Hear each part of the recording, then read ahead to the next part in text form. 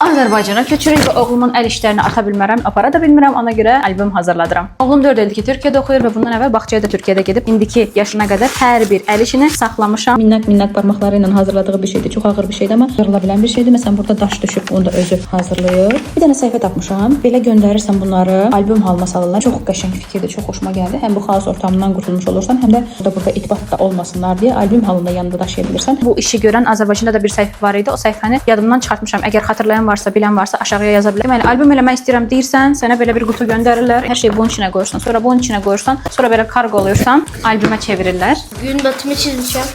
Bu bir dənə şapkadır. Ne bu?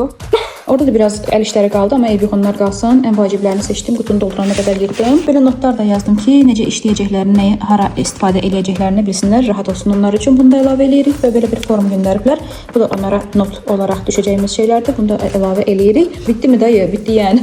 Sən demə bunları albüm halına salmaq 3-5 həftə çəkirmiş. Yəni mən həmin dövrdə Azərbaycanda olacağam. Videonu da o qədər göstərə bilməyəcəyim üçün indidən bu halını paylaşıram. Hazır albümünü daha sonra paylaşaram. Amma sizə maraqlı gəlsə ki, albüm necə görünür, Ev Ağac İnsan səhifəsinə girib oradakı misallara baxa bilərsiniz. Bye.